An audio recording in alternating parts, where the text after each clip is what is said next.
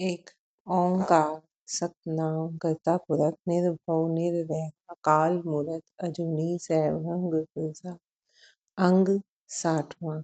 श्रीराग महल्ला पहला। महल्ला पहला मीन्स गुरु नानक देव जी की रचना है। मनमुख भूलै भुलाइए, भूली ठौर न काए। गुरबिन को न दिखावई, अंधी आवे जाए। मनमुख व्यक्ति भूला भटका रहता है, भूला हुआ, उसने परमात्मा को भुला दिया। परमात्मा को भुला देने के कारण वो भटकता रहता है, माया में भटकता रहता है। एक छोटा सा एग्जांपल लेते हैं। हमें प्यास लगी हुई है ना, पानी अवेलेबल नहीं, हमारे सामने नहीं। हम पानी की जगह पानी जैसा ही, जो कि पानी जैसा है, हम लिम्का ले आए, हम कोई कोल्ड ड्रिंक ले आए, हम कुछ और ले आए, कितने ही तरह के पेय हैं। हम क्षण दो क्षण के लिए प्यास बुझ जाएगी, फिर मन में आएगा नहीं पानी चाहिए मुझे, पानी के लिए हम कैसे छटपटाएंगे। जहां पानी मिलेगा, जहां पानी पियोगे, जो तृप्ति पानी पीने से आएगी वो किसी भी चीज से नहीं आएगी। ऐसे ही जीवात्मा को हम कहते हैं ना, पानी पीते वाह अब ठंडक आई, मुझे पानी चाहिए था, मुझे प्यास लगी थी। ऐसे ही जीवात्मा की प्यास क्या है? जीवात्मा उस परमात्मा, परमात्मा मीन्स परमात्मा, उसी से बिछड़ी हुई है, उसका अंश है। उसको प्रभु नाम चाहिए ताकि वो उसमें समा सके दोबारा, ताकि वो दोबारा उससे मिलाप कर सके। लेकिन मन प्रभु को हटाकर उसको और भुलावे में डाले रखता है। एक चीज ला, दूसरी चीज ला, तीसरी चीज ला। लेकिन जीवात्मा की प्यास प्रभु नाम से बुझने वाली है। प्रभु नाम उसके पास है नहीं, प्रभु नाम को उसने भुला दिया है, तो फिर वो संसार में भटकती रहती है, संसार में, माया में, विकारों में भटकती रहती है कि शायद इससे सुकून मिल जाए, हर चीज शायद इससे सुख मिल जाए। वो सुख क्षणिक है, वो अपने पीछे दुख लेके आते हैं। फिर आत्मा दुखी है कि मुझे जो चाहिए वो मुझे नहीं मिल रहा। तो गुरु महाराज क्या कह रहे हैं कि मनमुख व्यक्ति भूला हुआ भटकता रहता है, प्रभु को भूला हुआ, भ्रमों में कि शायद इससे सुख मिल जाए, शायद इससे सुख मिल जाए, इसी भ्रम में रहता है। मृग तृष्णा जानते हैं ना, कि हिरण को दूर से रेत की वजह से ऐसे लगता है कि पानी है, रेत के ऊपर सूर्य की किरणें पड़ती हैं, तो भागती रहता है, भागता रहता है, भागता रहता है, पानी की तलाश में। आगे जाता है तो और आगे दिखे। तो वो ऐसे ही कस्तूरी उसके अंदर है, लेकिन वो बाहर भटकता रहता है। उसकी सुगंध उसको आ रही है, लेकिन वो बाहर भटकता रहता है, उसको बाहर खोजता रहता है। पहला एग्जाम्पल है कि दूर से उसको पानी दिख रहा है, लेकिन वो है नहीं पानी, ऐसी भ्रमों में पड़ा हुआ है, वो भ्रमों में भटकता फिरता है। कस्तूरी उसकी नाभि में ही है, उसके अंदर ही है, खुशबू आ रही है उसको, उसको वो ढूंढता फिर रहा है बाहर, वो कैसे मिलेगी? नहीं मिल सकती। ऐसे ही प्रभु नाम हमारे अंदर है, लेकिन हम उसको बाहर ढूंढते फिरते हैं, बाहर भटकते फिरते हैं, सारी दुनिया में, सारे संसार में ढूंढते फिरते हैं, वो नहीं मिलता। वो मिलेगा कैसे? क्योंकि वो तो हमारे अंदर है। उसके लिए हमें अपने अंदर झांकना पड़ेगा, तब बात बनेगी। बाहर उसको हम जितना मर्जी ढूंढ ले वो हमें नहीं मिलने, हम भ्रमों में ही पड़े रहेंगे, उलझे रहेंगे। तो गुरु महाराज भी वही कह रहे हैं, मनमुख व्यक्ति भूला भटका रहता है। ऐसी भूली हुई जीवात्मा को जिसने परमात्मा को भुला दिया है, उसको कोई भी ठिकाना नहीं मिलता। गुर बिन को न दिखावई अंधी आवे जाए। गुरु के बिना अन्य कोई भी उसे रास्ता नहीं दिखा सकता, क्योंकि गुरु के, सच्चे गुरु के अलावा गुरु भी कई बन जाते हैं, लेकिन जिसको खुद ही रास्ता नहीं पता, वो आपको रास्ता क्या दिखाएगा। सच्चे गुरु के बिना कोई भी उसको रास्ता नहीं दिखा सकता, क्योंकि सभी ही भटके हुए हैं।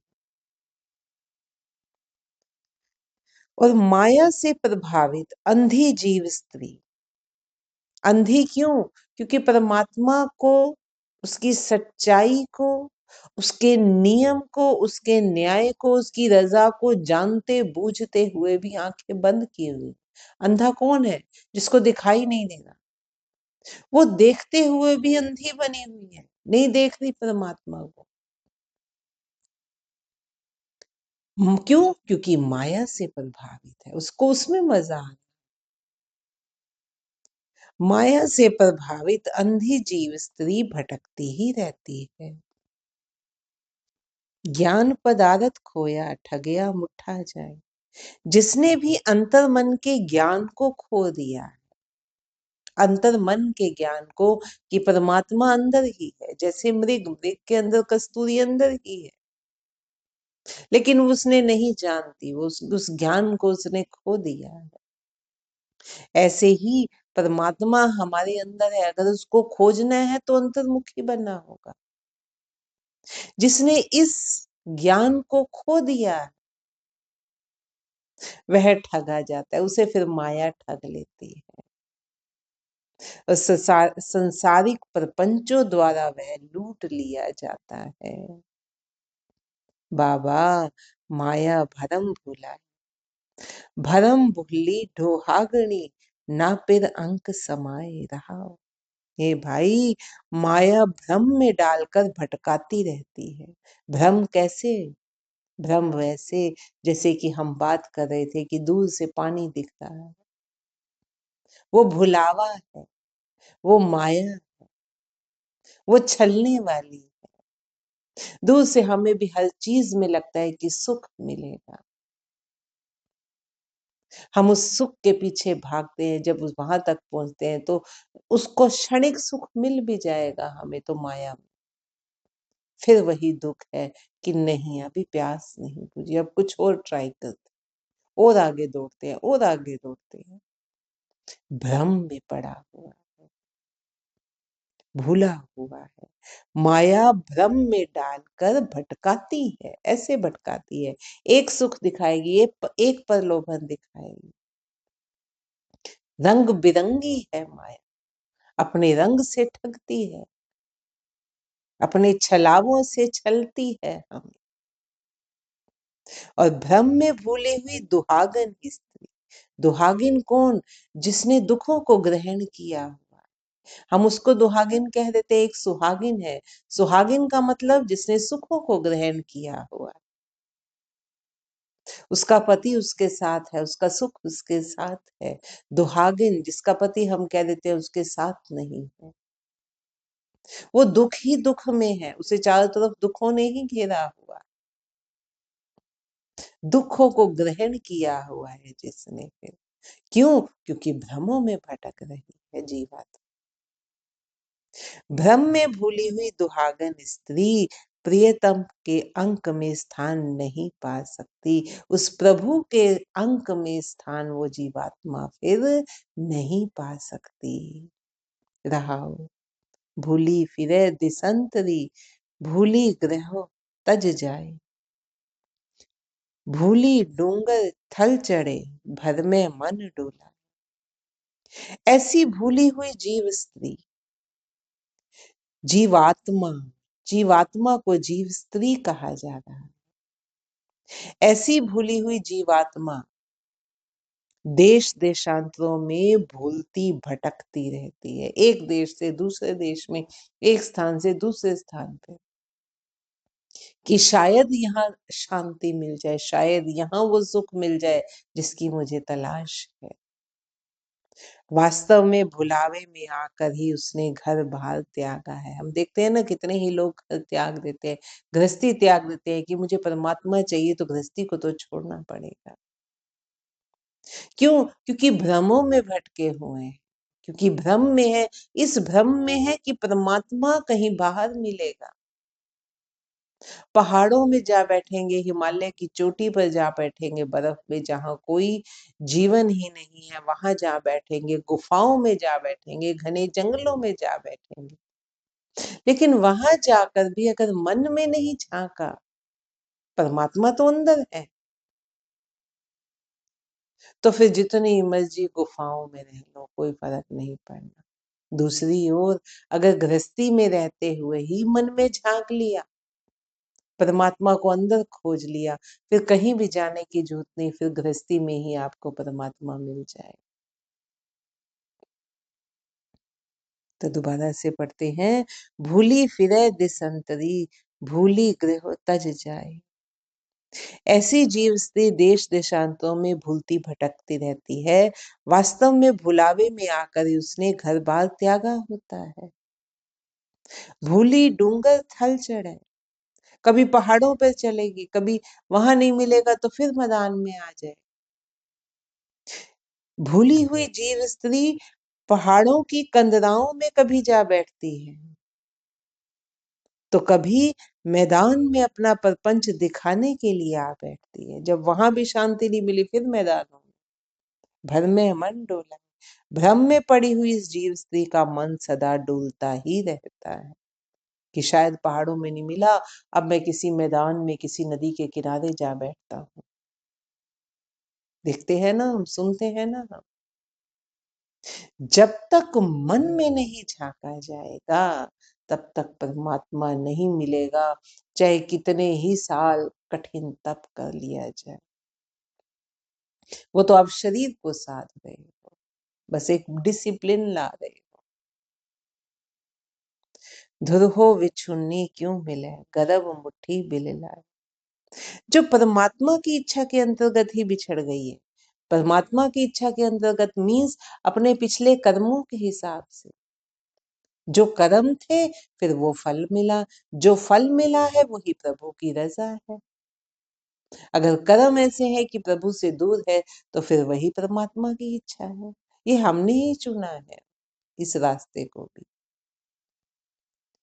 जो परमात्मा की इच्छा के अंतर्गत ही बिछड़ गई है, वह भला कैसे मिल सकती है? क्योंकि वह अपने अभिमान द्वारा लूटी हुई सदैव प्रलाप ही करती रहती है। सबसे बड़ा दुश्मन, सबसे बड़ी दीवार आत्मा और परमात्मा के बीच में अहंकार की है, अभिमान की है। हम सबसे पहले अपने आप को सेटिस्फाइड करते हैं, अपनी आत्मा को। जब हम अपनी आत्मा को सेटिस्फाइड कर देते हैं ना कि हमने कुछ गलत किया है, तो क्या हो गया? उसने मेरे साथ ऐसा किया था तो मैंने ऐसा किया। जब हम सेटिस्फाइड हो गए ना, फिर हम सारी दुनिया को सेटिस्फाइड कर देंगे। हम सेटिस्फाइड होना मीन्स हमने अपने अहंकार को सेटिस्फाइड किया है, तरह तरह की बातें समझा कर। अंदर से हम जानते हैं, कहीं से अंदर से एक कोर जानता है कि हमने गलत किया है। इसलिए सबसे पहले हम अपने आप को सफाई देते हैं। जब हम अपने आप को राजी कर लेते हैं ना कि नहीं, इसमें मेरा कसूर नहीं था, फिर हम सारी दुनिया के लिए लड़ पड़ते हैं कि यही मेरा सच है। उसने मेरे साथ ऐसा किया था, इसलिए मैंने ऐसा किया। तो अभिमान के कारण लुटी हुई वह सदैव प्रलाप ही करती रहती है। बिछुड़िया गुर मेलसी, हर रस नाम प्यार। गुरु बिछड़े हुओं को मिला देता है, आत्मा को परमात्मा से मिला देता है, और हरि नाम के साथ प्यार करना और उसका रस लेना सिखा देता है। साच सहज शोभा गणी, हर गुण नाम आधार। परमात्मा के गुणों और नाम को जीवन का आधार बना लेने से सहज भाव से ही सत्य प्राप्त हो जाता है, और जीव स्त्री की शोभा बहुत बढ़ जाती है। कैसे? परमात्मा के गुणों को अपनाने से, अवगुणों को बाहर निकालने से। बात फिर वहीं आ जाती है, प्रभु नाम को जीवन का आसरा बनाने से। अब आत्मा को वो मिल जाएगा जो उसको चाहिए। सहजता से फिर स्थिरता प्राप्त हो जाएगी, शांति प्राप्त हो जाएगी, मन के विचार भटकना सब दूर हो जाएगा और फिर आत्मा और परमात्मा का मिलन हो जाएगा। परमात्मा के गुणों और नाम को जीवन का आधार बना लेने से सहज भाव से ही सत्य प्राप्त होता है और जीव स्त्री की शोभा बहुत ही बढ़ जाती है। ज्यों भावै त्यों रख तू, मैं तुझ बिन कवन बता। हे मेरे प्रियतम, मेरा तेरे सिवा अन्य कोई नहीं, तू जैसा भी हो मेरी रक्षा कर। अक्षर पढ़ भूलिए, भेखी बहुत अभिमान, तीरथ नाता क्या करे, मन में मैल गुमान। अक्षर पढ़ कर विद्या से भी व्यक्ति भूल भुलैया में पड़ जाता है। क्यों? हमने पढ़ा, कोई ग्रंथ पढ़ा, उसके सार तत्व को तो हमने समझा नहीं, जो उसमें रहस्य छुपा हुआ है उस रहस्य को तो हमने जाना नहीं। ये बात बिल्कुल पक्की है। हर ग्रंथ में मूल तत्व जो है, जो उसका सार तत्व है, वो रहस्य में छुपा हुआ है। उसको खोजना पड़ेगा, उसको समझना पड़ेगा।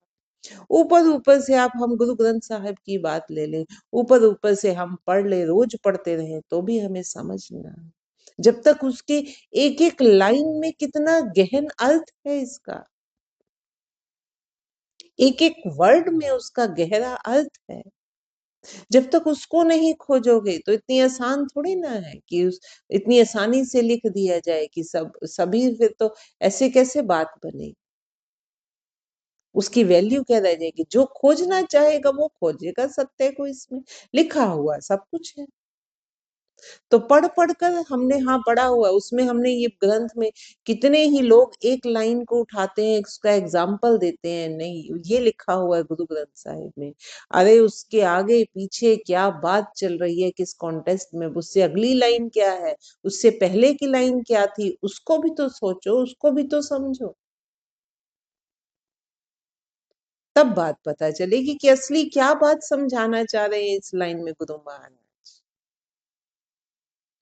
तो विद्या ग्रहण करके भी भूले भटके हुए हैं। बहस तो कर सकते हैं, ज्ञान तो है, लेकिन ज्ञानवान नहीं है, ज्ञान को अपने आचरण में नहीं लाए, भूले भटके ही हुए हैं। विद्यावानों का वेश बनाने वाले, विद्यावान है नहीं, विद्या आती है कि पता है, लेकिन उसका प्रैक्टिकल नहीं किया, उसको जीवन में नहीं उतारा है, सिर्फ थ्योरी थ्योरी आती है। लेकिन हमने अपना वेश ऐसे बनाया हुआ कि हम तो विद्यावान हैं। विद्यावानों का वेश बनाने वाले व्यक्ति को भी केवल आध्यात्मिक अभिमान ही होता है। तीर्थ स्थान पर भी क्या कर सकते हैं, यदि मन में अभिमान की मैल ज्यों की त्यों है। गुर बिन किन समझाइए, मन राजा सुल्तान। मन इतना बड़ा स्वेच्छाचारी, अपनी इच्छा अपने मन अपने हिसाब से पूरा चलने वाला राजा और सुल्तान है कि यह बात भी गुरु के बिना उसे अन्य कोई नहीं समझा सकता। क्योंकि हम अपने आप पर इतना हमें विश्वास रहता है कि मैं जो कर रहा हूं वो ठीक है। मन इतना स्वेच्छाचारी राजा है, सुल्तान है वो अपने आप में, जिसको भी देख लो। हम जिसको नीचा कहते हैं, हम जिसको गरीब कहते हैं, वो भी मन से अपना सुल्तान है, वो जो चाहता है वो करता है। तो गुरु के बिना यह बात भी भला कौन समझा सकता है, कोई नहीं समझा सकता। प्रेम पदारथ पाइए गुरमुख तत्व विचार, साधन आप गवाया गुर कह सबद सिगार। गुरुमुख बनकर तत्व का चिंतन करके ही प्रेम पदार्थ, प्रभु से प्रेम करने का जो पदार्थ है वो पाया जाता है। और जीव रूपी स्त्री ने भी शब्द गुरु का श्रृंगार करके, मीन्स गुरु के शब्दों को अपना कर, गुणों का श्रृंगार करके ही अपना अहंकार भाव समाप्त किया है। घर ही सो पिर पाया गुर के हेत अपार। उसे अब गुरु के प्रेम के फलस्वरूप अपने हृदय रूपी घर में ही प्रियतम मिल गया। अब वो अंतर्मुखी हो गई है, अहंकार भाव समाप्त हो गया है, तो उसने अपने अंदर ही अपने प्रियतम अपने प्रभु को पा लिया। गुर की सेवा चाकरी मन निर्मल सुख होए, गुर का शब्द मन वसिया हव में विछो खोए। गुरु की सेवा चाकरी करने से मन निर्मल होता है, सुख मिलता है। अंतर मन का अहंकार खोने पर ही शब्द गुरु मन में आन बसता है। जब तक ये अहंकार रहेगा तब तक हम गुरु की शिक्षा को अपना नहीं सकते। नाम पदार्थ पाया लाभ सदा मन होए। व्यक्ति को अब नाम रूपी धन प्राप्त हो गया। क्यों? क्योंकि उसने गुरु की शिक्षा को मान लिया, अपने अहंकार को समाप्त कर लिया है। सेवा भाव आ गया, भक्ति भाव आ गया। व्यक्ति को अब नाम रूपी धन प्राप्त हो गया है, जिससे उसका मन हमेशा लाभान्वित होता रहता है, उसको लाभ मिलता ही रहता है। अब तो हानि का कोई मतलब ही नहीं, कोई नुकसान नहीं, कोई घाटा नहीं, लाभ ही लाभ है। क्योंकि प्रभु नाम रूपी रत्न ऐसा है जो बढ़ता ही चला जाता है। जितना बांटोगे उतना बढ़ेगा।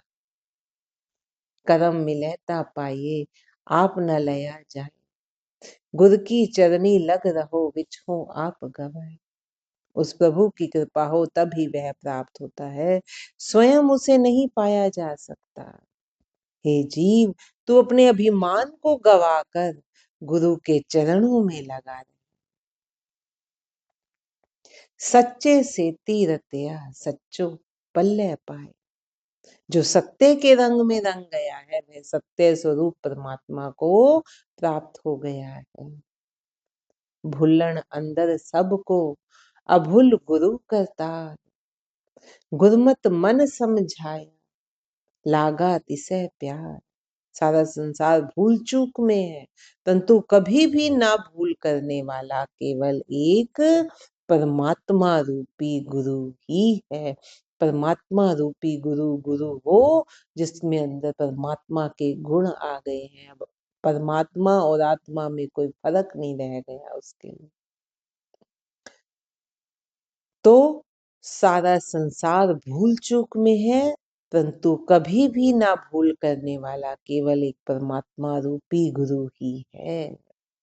गुरु की मति के अनुसार जिसका मन समझ गया है उसे परमात्मा के साथ प्रेम हो गया है। नानक साच न विसरे मेले शब्द अपार। हे नानक, जिस व्यक्ति का शब्द के माध्यम से, शब्द के द्वारा, शब्द को मानकर, गुरु के शब्दों को मानकर उस प्रभु से मिलन हो जाता है, उसे सत्य रूप प्रभु कभी भी विस्मृत नहीं होता। नानक साच न विसरे मेले शब्द अपार।